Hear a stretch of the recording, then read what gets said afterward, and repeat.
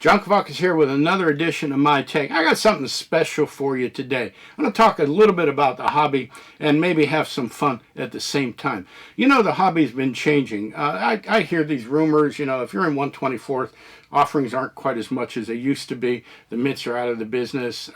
The interest in the 40s and 50s cars maybe waning a little bit, but that doesn't mean that people are dropping out of the hobby. That doesn't mean there's not potential. And we've seen some of those changes taking place.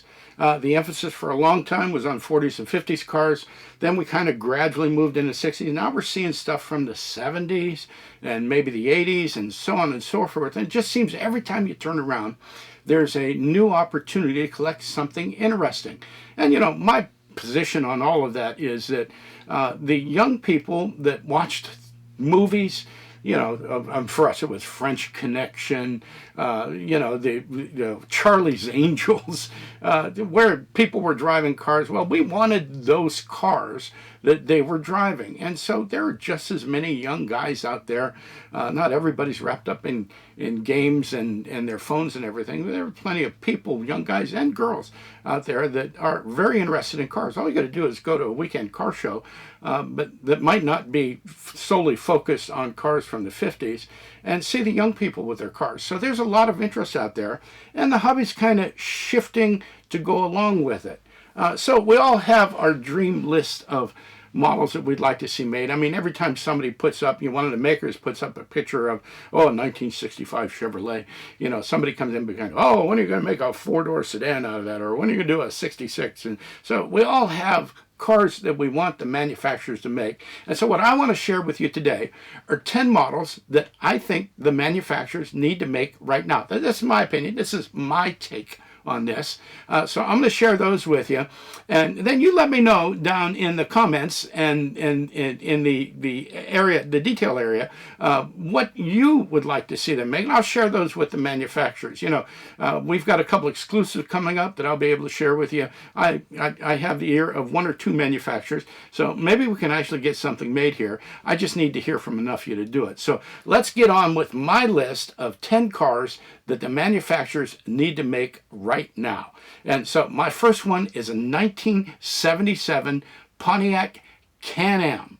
Now, this was at the very, very tail end of performance, but it came with a 400 cubic inch engine right out of the Trans Am. They only made 1,130 of them, and it had the shaker hood scoop. It's a great looking car. It was a great performer, especially given the time period, and nobody's ever made a model of it. So that we need one right now. So there's also, I'd like to see a 1973 Oldsmobile Cutlass Supreme Coupe. Best-selling car in America for several years in a row. It came with a formal roof line. There are a number of different roof lines. And if you do the 73 model, it's before the design got cluttered up with 5-mile-an-hour bumpers and that sort of thing. I think it's a really beautiful design. And it was kind of the introduction, our first exposure to what we call opera windows. So it's a great-looking car. So we could do the 73, or manufacturers, if you're listening, do the 77 model and put T-tops on it. We'd love to see T-tops on a model. So there's a lot of potential there. Now, if you do that, then you can take that master and make us a 1973 Hurst Olds. And this is built off a Cutlass S body. You could get up to a W46 package, 455 cubic engine, turbo automatic transmission with the Hurst dual gate shifter, console mounted tach. They only made 1,097 of them. They only came in black and white with gold stripes, and I'd love to see one on my shelf. How about a 1966 Ford 7-liter? My gosh, what a beautiful car. And it's kind of an obscure thing not a lot of people have heard about.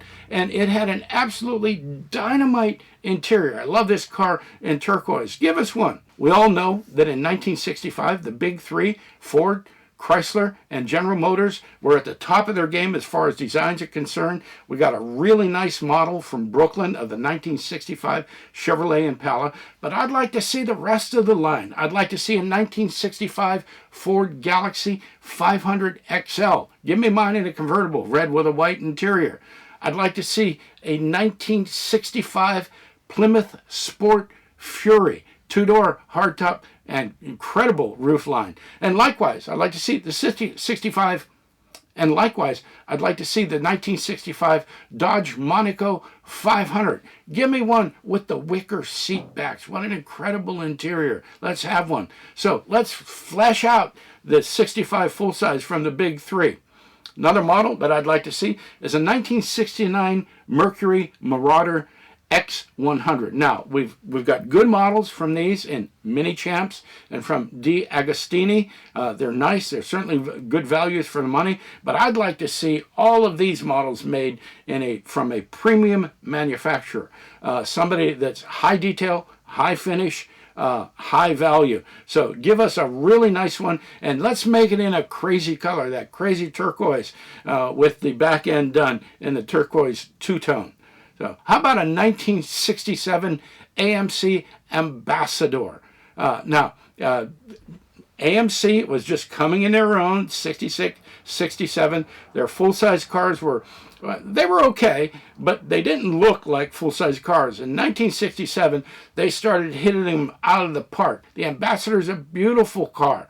And so give us a two-door hardtop and a really nice roofline. Then once you do that, throw a fastback on it and give us a 67 Marlin. Now, the Marlin is one of the great unsung cars of the 60s. When they debuted in 1965, they squeezed that fastback onto a mid-sized platform, and the proportions were just odd. But in 67, they put it on the full-size platform, and it became beautiful. Unfortunately, it was too little and too late. They were unable to save the nameplate, but I'll tell you, that full-size fastback was a nice-looking car. How about a 1966 Toronado? All I have to say about this one is it's time. It's time to have one in 143rd. A really nice one. Give it to us. How about a 1964 GTO convertible? This is the one that started the whole muscle car craze. Yet we have no premium 143rd model of it. I take mine in light blue with either a white or a blue interior top down. So I'd love to see it.